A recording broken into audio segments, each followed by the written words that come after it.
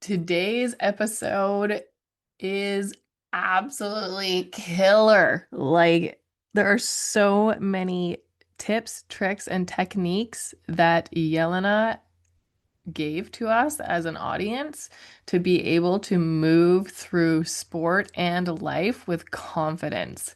Moving through anxiety, caring what people think, like all of those things are in here. She was so amazing, talking so much about goals and visualization and self-talk. This episode is literally a gold mine. Enjoy. Hello, everybody. I'm here with Jelena, who is an amazing boxer from Serbia, and I am so excited to have you on here for multiple reasons. One of the first reasons is that I always wanted to be a boxer. When I was like, and I'm 6'2", I have a long reach, and I'm fast. Okay. So I've been told, but my mom would not let me box. Like she was just like, absolutely not. So I never got to do that. And so I'm so happy that I get to have you on here and live vicariously through you for an hour. Wow, Marielle, that's such an awesome intro. I am stunned. I did not know you had those child dreams, and I am a little bit, now I'm scratching my head and wondering what to say after that. That's so amazing and awesome. Big respect for that. Well, how did And you? thanks for the introduction. Yeah, of course. Like, how did you get into boxing? Have you done it since you were young?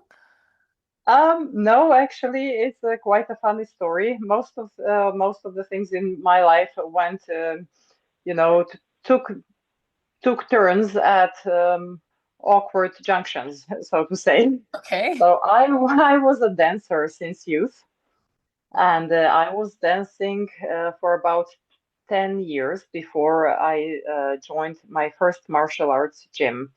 The reason why I stopped dancing is because my long-term dancing partner left me to move to another country, Canada, if you would imagine. Oh, really? Yes.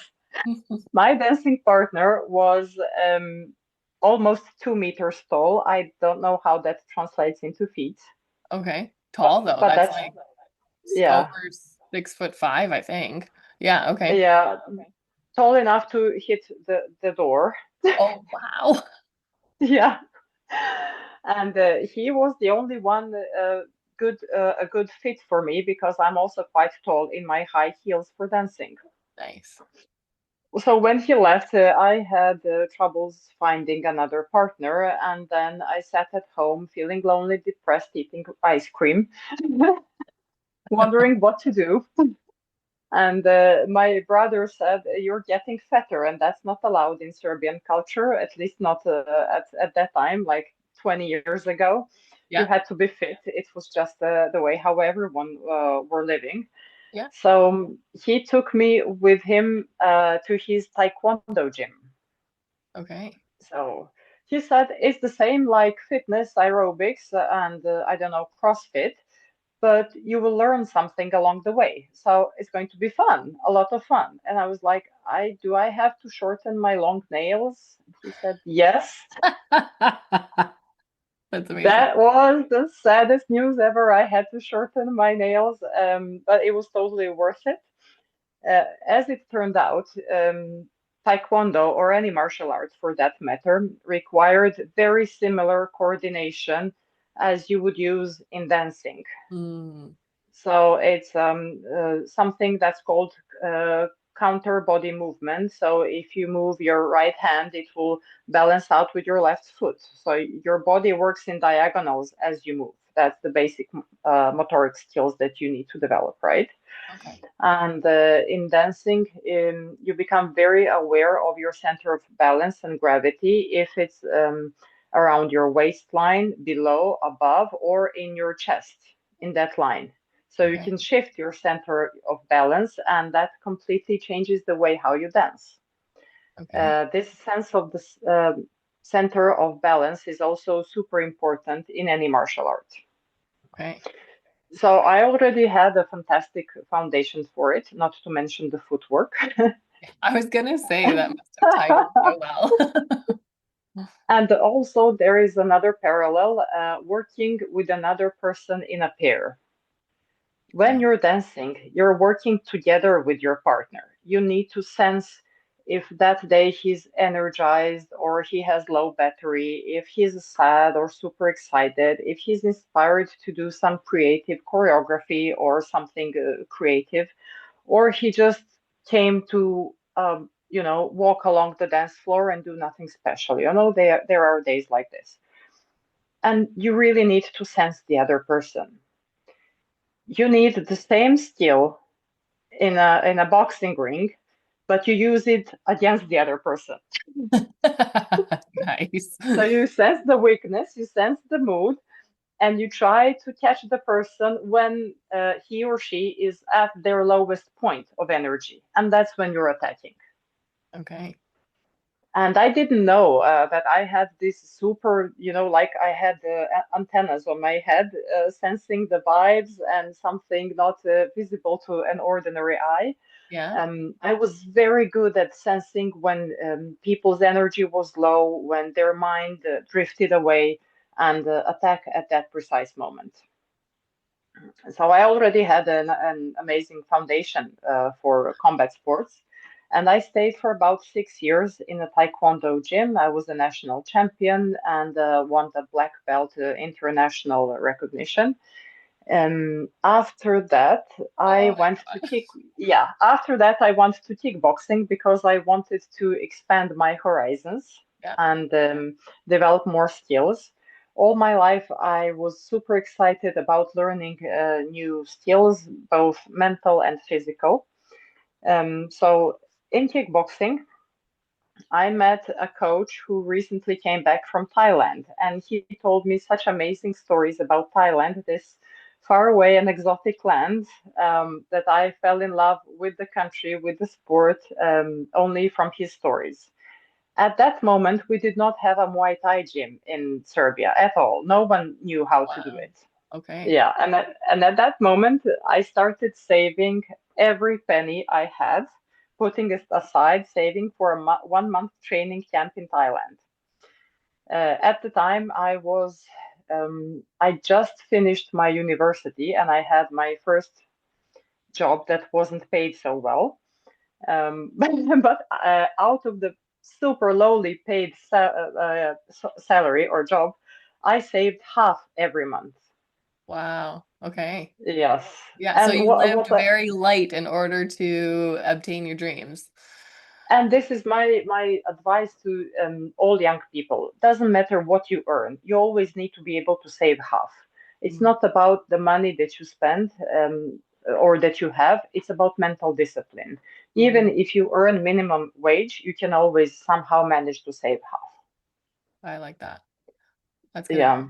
That's really good And advice. now that I'm actually earning quite a bit, that's quite a bit above the average for my country, Yeah. and it's actually not so bad for Europe's average. I keep saving half. That's awesome. That's so good. So you Yeah. ended up saving enough to go and do this month-long camp in Thailand? Yes. What was that experience like? That was in 2014, January. Okay. I was the first person from Serbia to go to a professional camp in Thailand, and I had my fight there 3 weeks into my camp. Wow. Wow.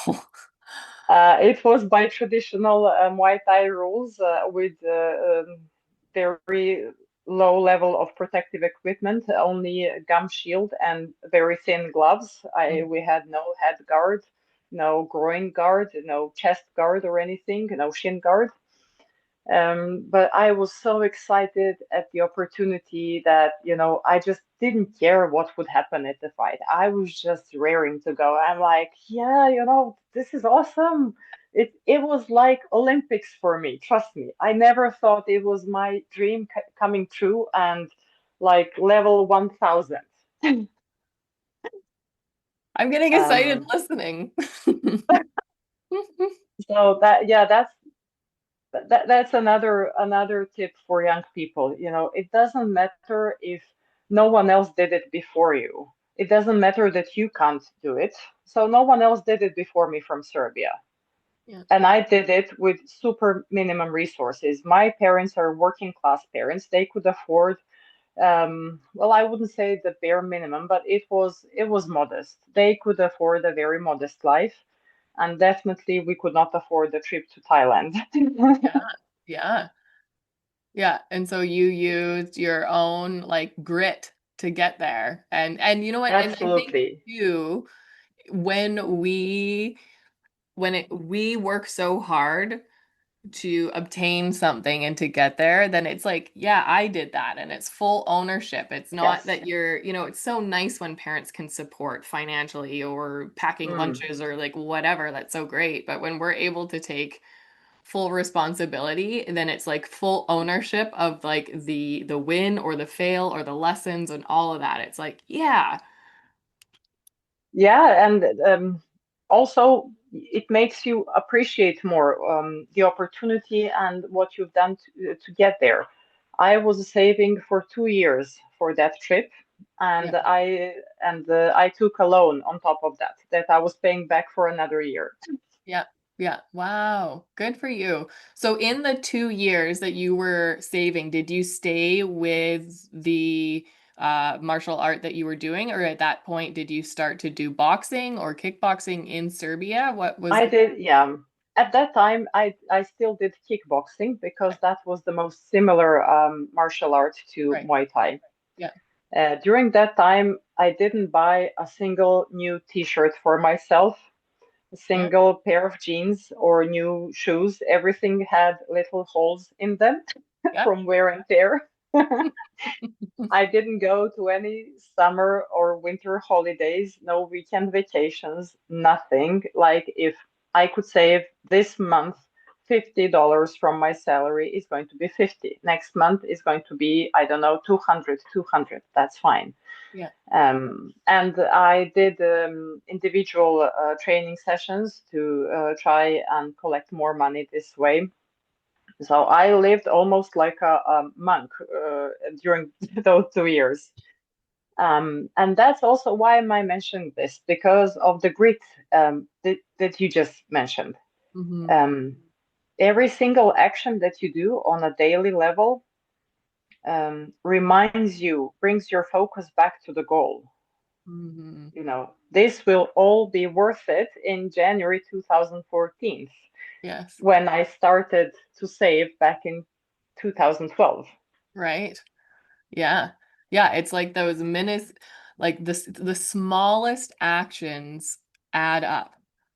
And Yes. really at the end of the day, like I find that those small actions add up to more than the one big one because out Oh, of that, yes. right? Like out of that for you, those small actions, they saved you money to be able to go and do this, but they also taught you, like you said, the discipline. They gave you the mental Exactly. toughness. They provided you with so many other skills that are you're using in life outside of sport too, Yes. probably, right? Yeah. And you would remind yourself like 50 or 100 times per day what your goal is. If, for example, I'm coming back from my training session all dehydrated and I forgot to bring, a bottle of water, oh, that's fine. I'll just go and grab a bottle of water for 50 cents in a store. Yeah. No, you're not. You're not spending 50 cents on a bottle because you need to focus on the goal. Yes. And if you can count the times of the day where you can spend a few dollars here and there to buy yourself stuff, and instead of that, you just remind yourself, where's your goal? What's your focus? And it Mhm. just sharpens your focus on that one goal. Yeah. So it's not only about the money, it's really mental training every day. Oh, I love that. It's so fucking powerful. Yeah, Because I mean it's not easy, but you need to choose your hard. It's going to be hard either way. You just need to do it hard the right way. yes, yes, it's like choose your evils, right? Yeah, and so would you say that one of the tools that you use the most w when you're kind of doing this mental toughness every day and making these choices is like self-talk and just like literally talking to yourself? No, you are, Literally, yes. yeah. Yes, that's a very good thing that you mentioned. I started doing that intuitively.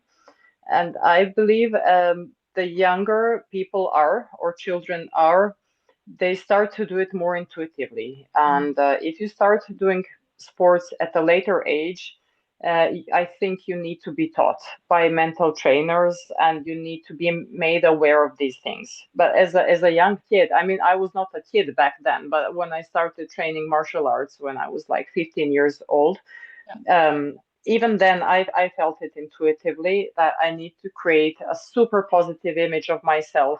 When I enter that ring, Hmm. I need to tell myself I am the queen of the universe.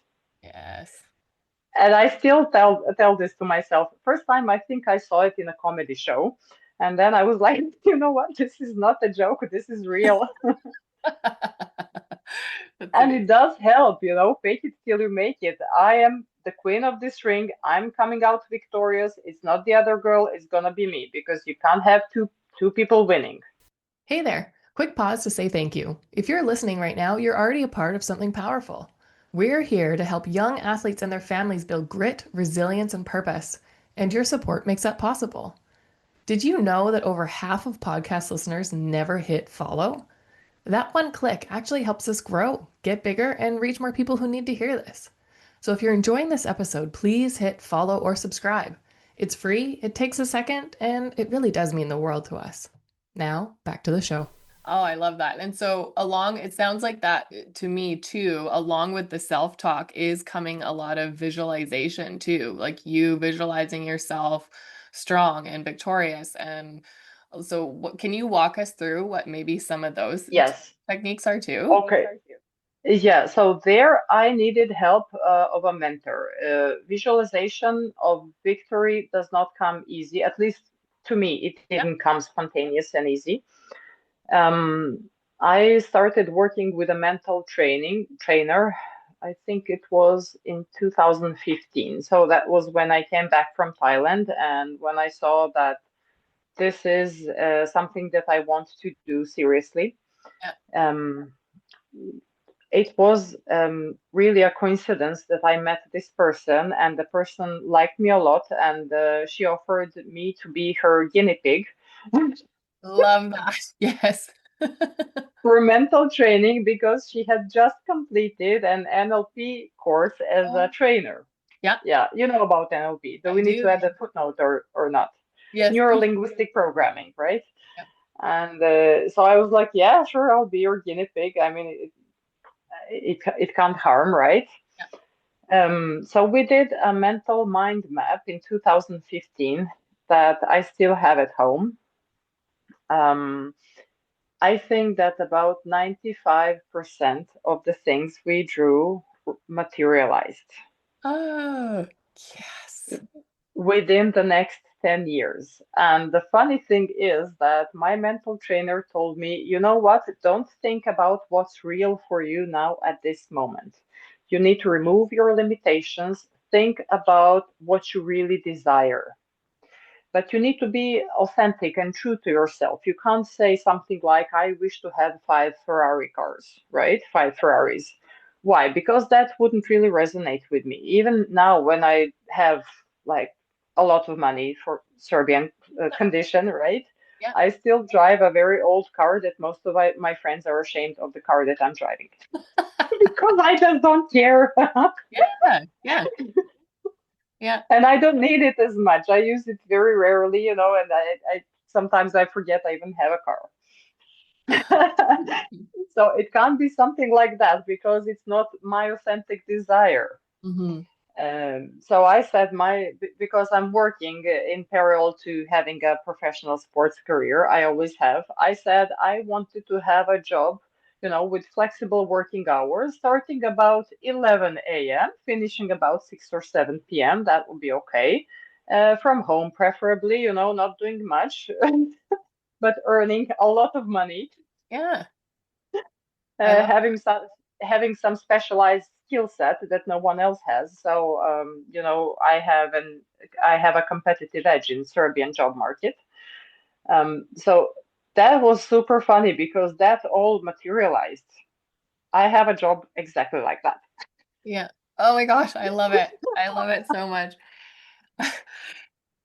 I in parallel to that, on my mind map, I earned my PhD degree in English literature. Right. Um, I bought a fabulous apartment in a very modern part of the city. I was the first woman ever from my country to win a medal at Continental Boxing Championship. That's European Championship for us. Yeah. So boxing is at a very low level in Serbia, and it started in 2002. Okay. And since then, no one won a medal at European Championship until 2022, when I did it. There's a Wikipedia page with my name on it. You're badass, Jelena.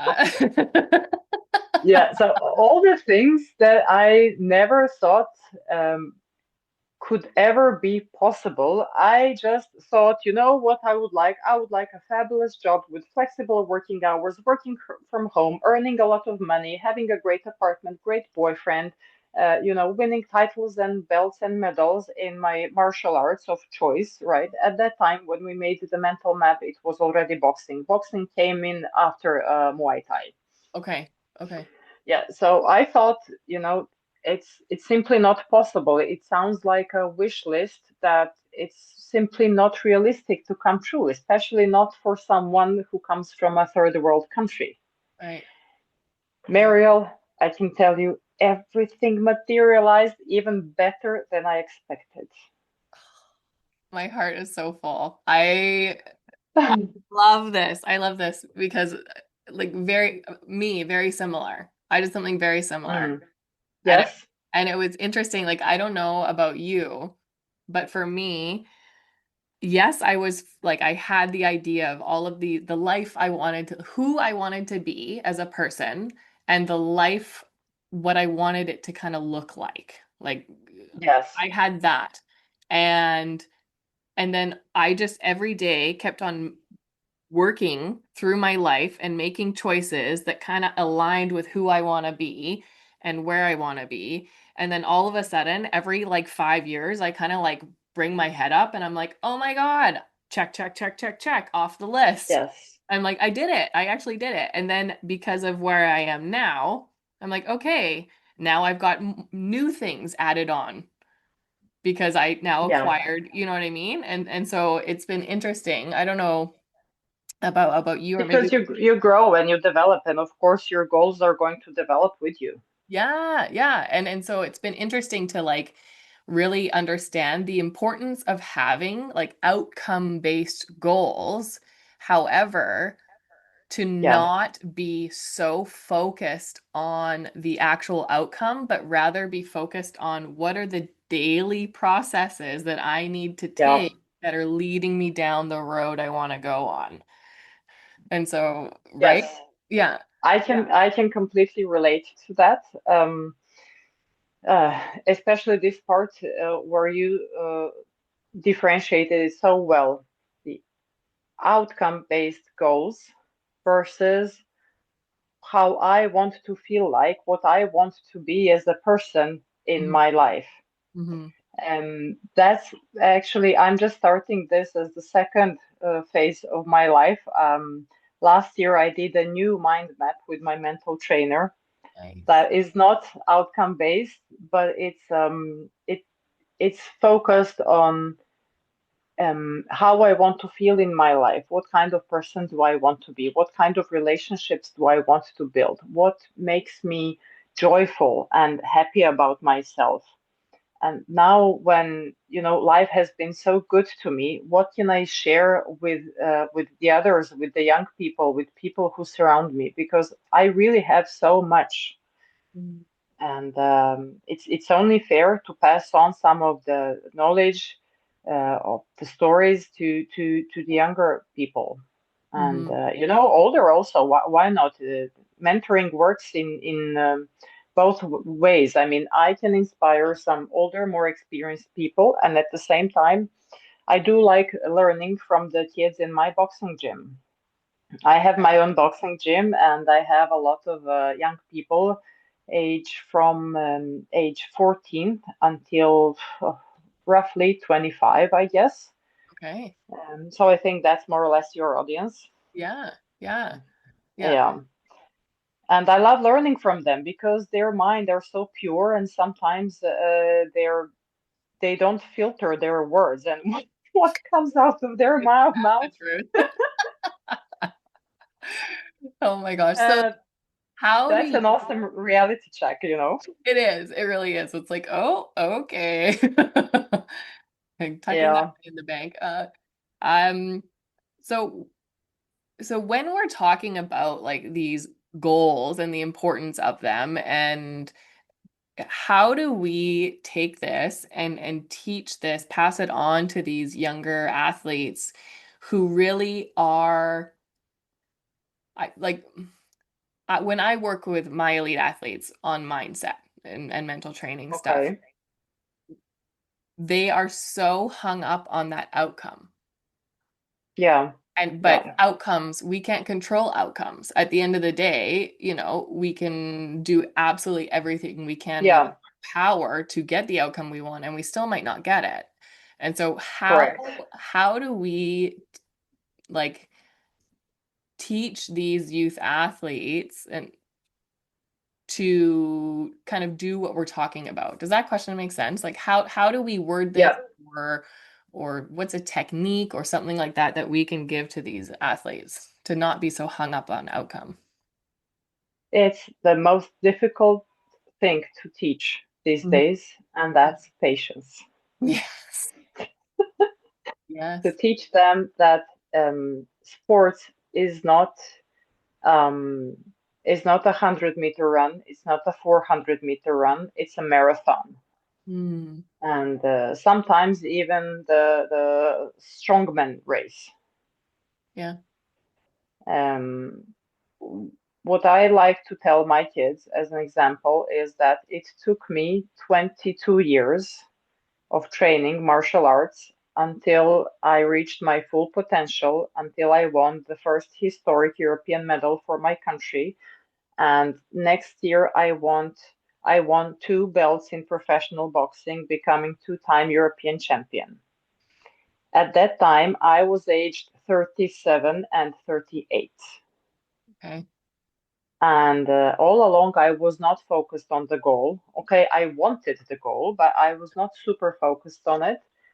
I just did what I liked. I loved it. I couldn't imagine a day in my life without combat sport. So Mm. boxing was my fourth combat sport, as I was searching for something that would fulfill me most, etc., etc. So, that's also a part of the road.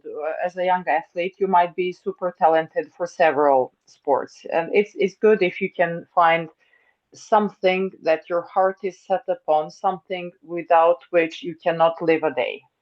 Mm. And Yeah. when you're focused on that, and realizing that it's really a marathon, sometimes it would take, I think, a minimum of 10 years.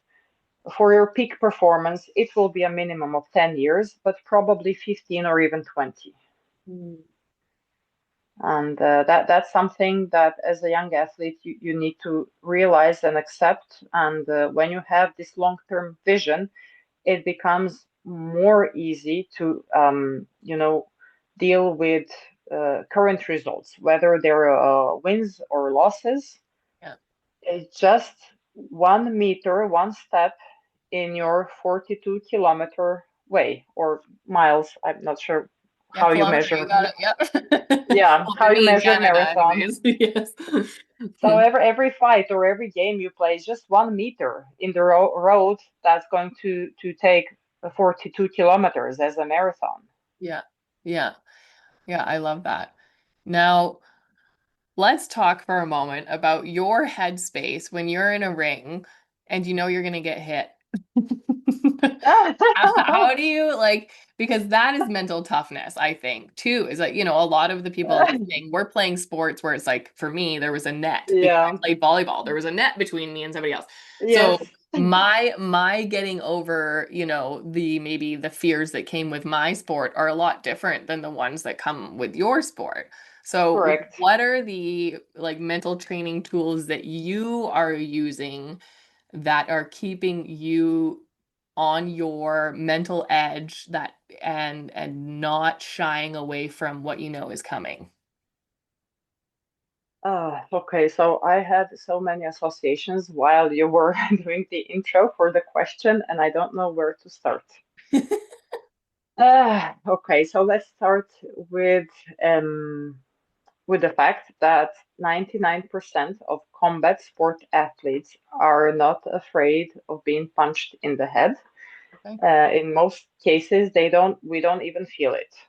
Okay. Well, that's Yes, this nice. is, yeah. It requires from your body to be a very specific type that you're simply super resilient to physical harm. Yeah. And that's actually one of my greatest assets. You know, some people are fast, some people are strong, some people are good with coordination and movement. I'm just super resilient. You know, I had men sparring partners who broke bones hitting at me, Oh, wow. Okay. whereas nothing happened to me other than some bruises here and there, which is like nothing. Yeah. Okay. So over the years of training, there is medical science behind this. Your bone structure becomes thicker, Okay. and yeah, your muscles become more rich with small veins and circulation, so Yeah. that they can repair themselves faster.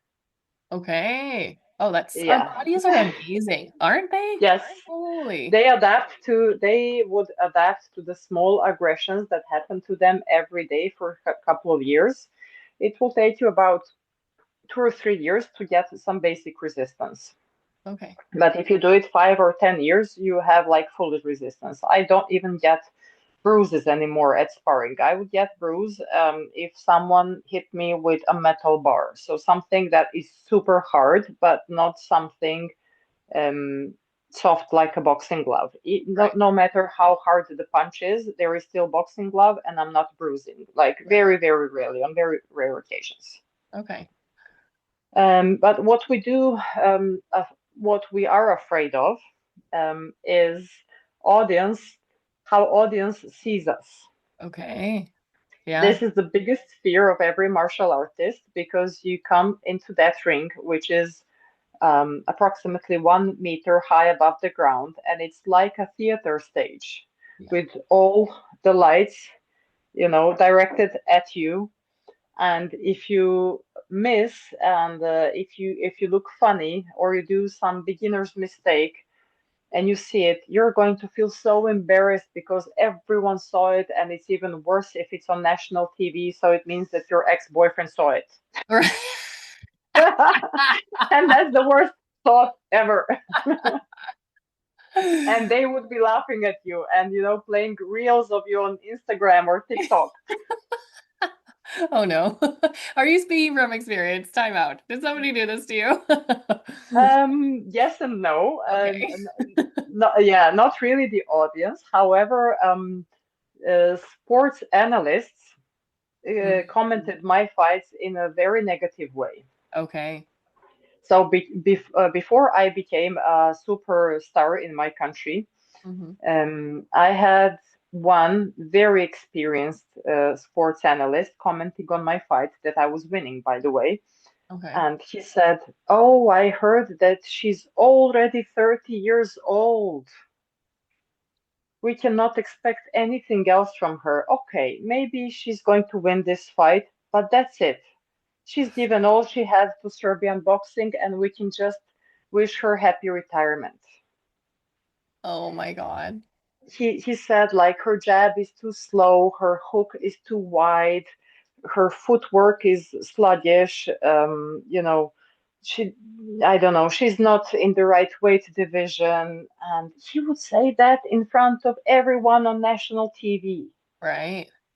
And my dad would see that and he would be like, "Why are you even doing this if you're not cut out for this?" Obviously, I mean, the man knows, he's been commenting on boxing fights for more than 20 years.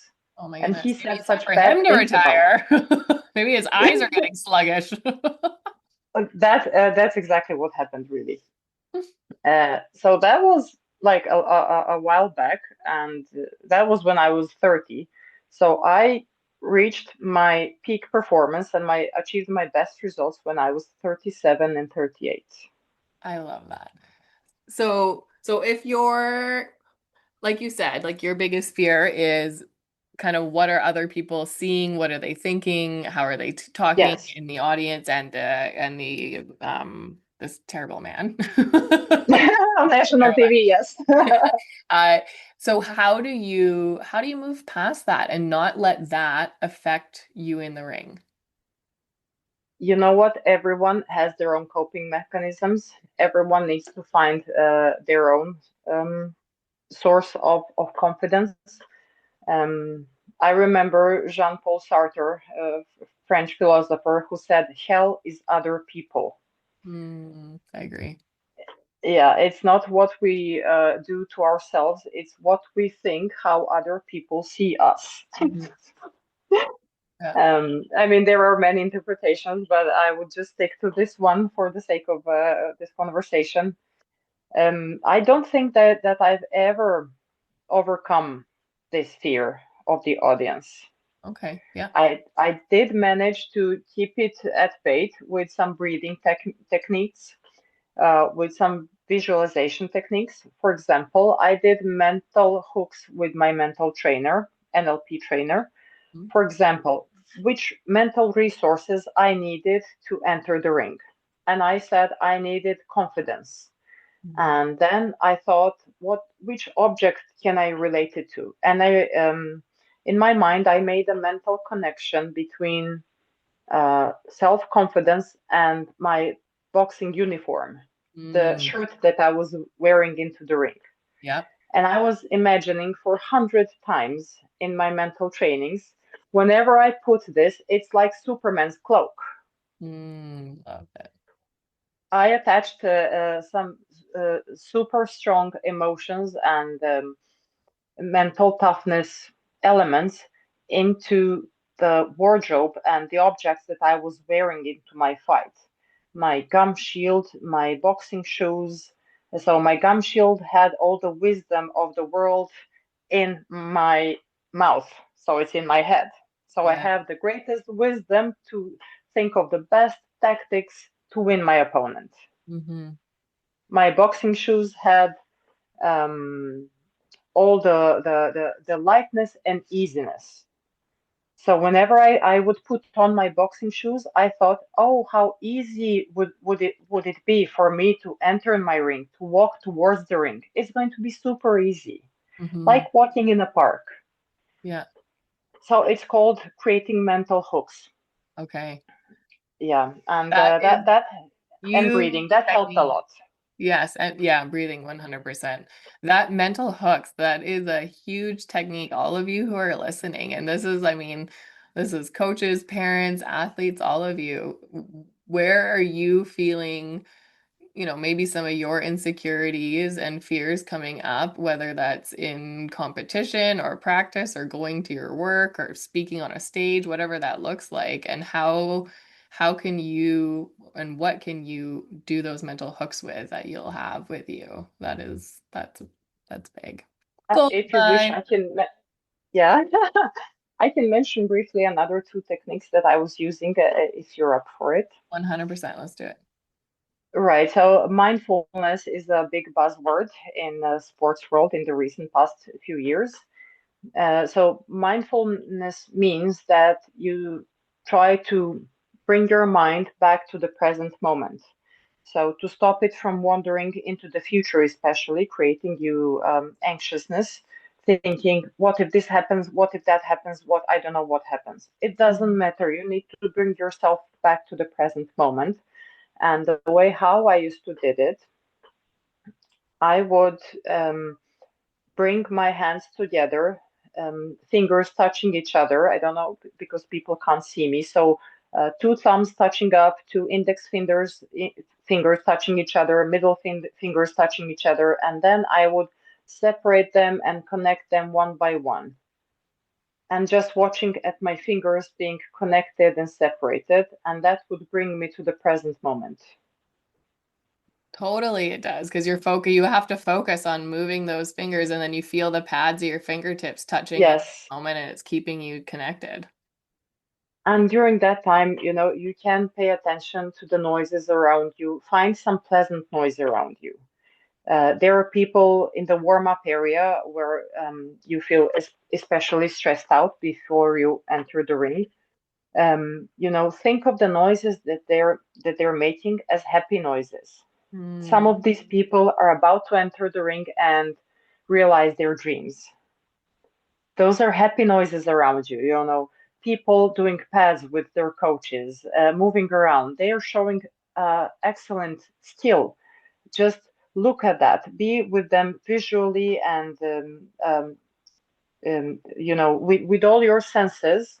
Hmm. If your mind wanders off, go back to your fingers, but then pay attention to the little things happening around you. So that's super important to bring yourself back to the present moment, not to think about the future, not to create to put yourself in anxious moods without you know before it's time to do it Hmm. without I any reason. Yeah, no, that's such a good one. I'm going to use that with my athletes too, to teaching them that. I do like a 5 to 1, 5 things you see, 4 things you hear. So same, right? Yes, Yeah, because yes. because it's like when I was actually listening to a podcast earlier this morning while I was attempting to run. I'm not a runner, I'm learning. And she was a scientist and she was saying that a quick way to get over anxiety in the moment is to connect all your senses and whether Yes, because yes, that's actually using the other side of your brain and it calms down your nervous system. Whereas if we are anxious, we are in one side and thinking about the future and the unknown and the uncontrollable. So that's exactly what this finger touching is doing. And I love the happy noises too. And that you yes, mentioned what they were, like somebody going and realizing their dream. Like that's huge. That is huge. Because when I think happy yeah. noises, I'm like, okay, birds tweeting, and but where's that going to be in a gym or in a pool or something, right? But you gave happy noises a totally different definition, which is Yeah, which is phenomenal. Oh my goodness. yeah. Thank you for connecting the dots. I never, it makes sense to me now. I never realized the full circle that you just described. Yeah, using the other brain hemisphere and everything. Thank you for that. Yeah, you're welcome. Yeah, it's such a cool thing to I love doing this podcast because of all the amazing people who come on here and who share their tips and tricks and techniques and how each Yeah. person has a little bit of a different twist or a little bit of a different way to do something. And it's just providing the audience and me with all of these different tools now to be able to be like, okay, maybe today the tool that I usually use for overcoming insecurity isn't working. Oh, but now I have 2 or 3 other ones to try. And Wow. Yeah. yeah, yeah. And practice makes perfect. It's incredibly important to do your mental exercises every day, several times per day, or whatever the doctor prescribed. Yes, yeah. Yeah. I did affirmations like 20 times per day in writing, and I did mirror work, saying affirmations to myself, watching myself in the mirror, and I did the mental hooks training every day when walking into my gym. Mm. Every day. You don't do it just before your fight or a big match. You need to practice it every day because it's also part of your training. Yes, that is such a huge one. And it's the same thing when I'm with my athletes and I'm trying to explain this and it's a muscle. You have to work it out. It Yes. isn't just good for right before a competition. It isn't good. Like is a bodybuilder going to expect to, build all of these muscles if they're not in the gym actually working them out, right? And those neurons in our head, those are yeah, I love that you brought that to Yeah, attention too. but when you come to the day of your tournament or your fight, you're going to forget about everything. You're gonna forget your own name or who's your family and everything.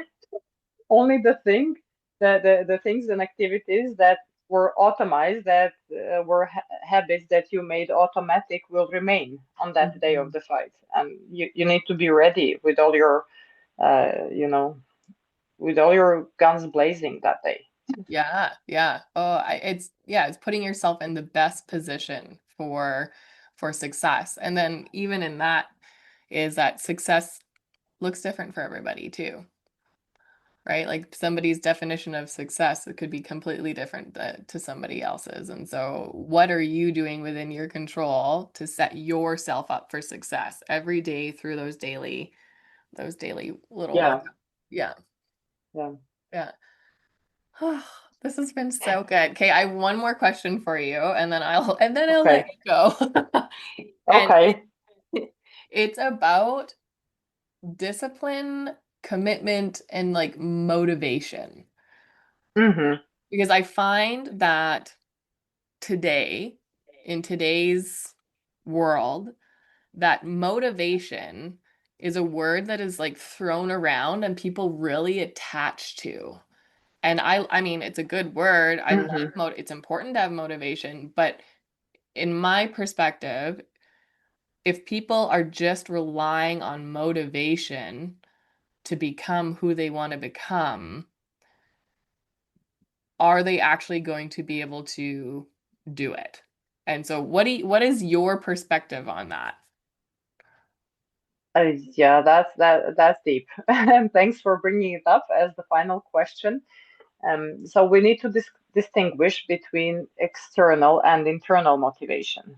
Okay. If you're guided only by external motivators such as prizes, money, titles, it's going to be a very long road. Mhm. Yeah. Very, very long and tiresome, and you will probably not enjoy it so much. Yeah. However, if you find within yourself and recognize, identify a true internal motivation, every pain is going to turn into a joy. Mm. Um, so this is something that I've also learned with my NLP trainer. And I wasn't aware of it before. My biggest motivation, if you would imagine it, was to be a good example for wider community, for my family to be proud of me. Um, so as a public figure, I could do something good in the world. You know, my voice could be heard. And that was my main intrinsic motivation why I did all the things that I did. Because otherwise, I could have just stayed in my gym doing my daily trainings. I did not need to go to competitions. I didn't need to show up in national TV. But I Right. wanted all that. And why did I want it? Because it gave me leverage, it gave me power of voice. My voice was heard, and I felt I could do so much for my wider community as a good example. Because now, I mean, I don't know how much you're familiar with Serbia and our cultural um, level, uh, lacking a better word. We live in a time of complete devaluation of the basic human traits. So Okay. all the role models are switched upside downs, down. People are admiring criminals, pop Mm. singers who have low morals. I mean, I'm not trying to be a preacher here. No, but I see it outside. It's in North America. It's here too. Right. 100% it's here too. I agree with you. Yeah. Yeah, and I wanted to be, someone, to show the people, look, it's possible to do it.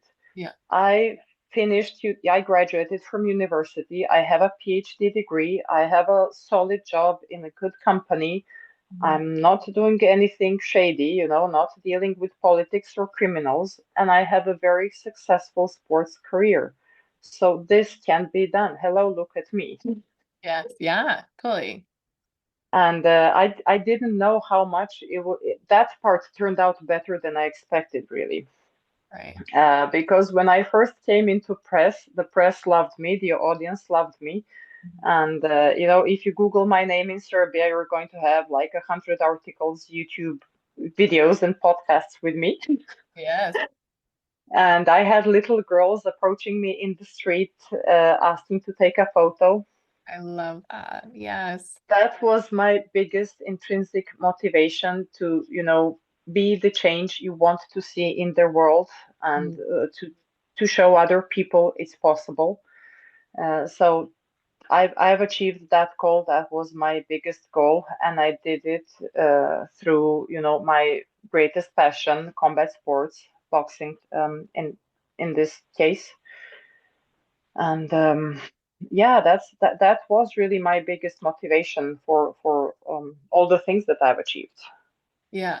And so really, yeah, what I'm hearing you say is that motivation can be something that does drive you if it is something that is internal and something that Yes. is about like who you are and the impact that you can make. What are you able to give back uh, Mm. versus what can I get? Exactly. You phrased it so well.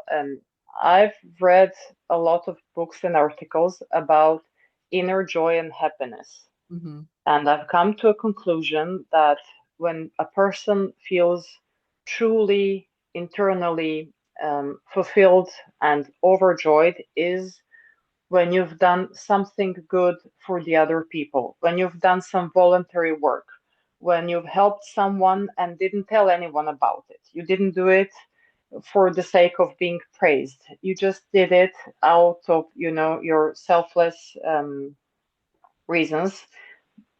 Some people would also debate if there are selfless reasons. You're doing it for your inner joy, so that's kind of, um, some ultimate benefit that you have. But okay, this is the benefit that I want to feel. The voluntary work and how I found my true happiness, and nothing satisfies me more than to work with children in my boxing gym who were not talented for sports, who come from broken families, who are probably never going to compete in anything, but they are coming to the gym to be a part of the community. And this is the spirit that we're building inside of our center. I mean, every boxing gym in the world has this element of social welfare center where everyone's included, everyone feels a part of the community, no matter how small. And I just love dedicating my time and energy to the kids who are not going to be elite athletes. That's Hmm. just my gift to the world, because all the famous and ambitious coaches are going to handle the talents, Yeah. and I'm more than happy to deal with the non-talents, quotation marks. Yeah, well, because the all of the skills that we learn through sport transfer into life 100%. And when we actually pause and think about the amount of athletes that actually are going to go the distance, it actually is quite small. Yes, And so being if we have everybody focused on this like small percentage of athletes, exactly. then we're doing a massive disservice to like generations of humans who still need to learn those skills. Because I also believe that these are life skills. It's emotional regulation, it's communication, Yeah. it's discipline, it's commit like all of these things. And if you try and just teach those to a youth or, a kid, it's going to be hard. They're not going to want to absorb it. They don't get it. They don't want to hear it. But if you attach it to a sport and teach it Mm, through a sport, all of a sudden they're open and they're learning and they're yes. absorbing because it's not They're about learning them through or life. play, Yes. Yes. So, learning life through play. yes, that is such a good way to put that. Yes. Yeah. Mm. Oh, amazing. Okay, this hour went by so fast. Is there anything else that you think that you would like to share with the, young people listening? Did we miss out on anything? What's like one more thing? Yes, yes. There are some final remarks. Yeah.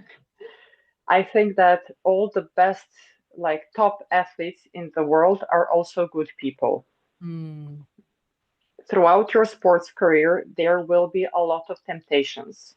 mhm, Especially sports federations are more often than not led by corrupt and mean people who will ask you shady favors, and who will ask you to give up a part of your authenticity, of your personality, to do things that you don't feel they're right, and threatening to, ruin your career unless you support them. And with full confidence, I can tell you, you need to do what's right at every moment in your life. Mm. If you lose some small success um, due to these bad people now, you will get a much bigger one in the future. You will succeed times five in the future. I'm so sure of that. I've been in the sports for almost 25 years now, and I've seen it in my example, in my friend's example. So, all the people who were true to themselves, who wanted to do the right thing, even when it was almost impossible. Sometimes they were thrown out from the federation, from the sports for 1, 2, or 3 years. I had a friend who was evicted from the national team of boxing for 3 or 4 years. And 2 years ago, she came back and she became world champion last year. So this is my message. You need to stay true to yourself. You need to always, always do the right thing, because I am 100% confident it will pay off more in the future in both spiritual and material ways, in both ways. So this is my final message, what I've learned through my sports life and career so far. Amazing. Oh my gosh.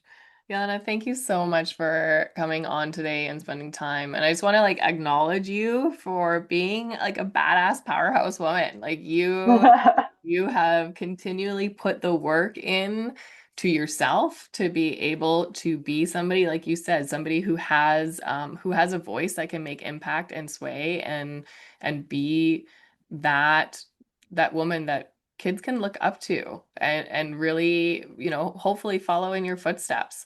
And so just thank you. Thank you for doing what you do. And I'm so grateful that you came on here. So good job. I appreciate your kind words, Mariel, and I do appreciate your podcast. I've listened to many, many episodes, and in most cases, I've learned more from you than from your guests.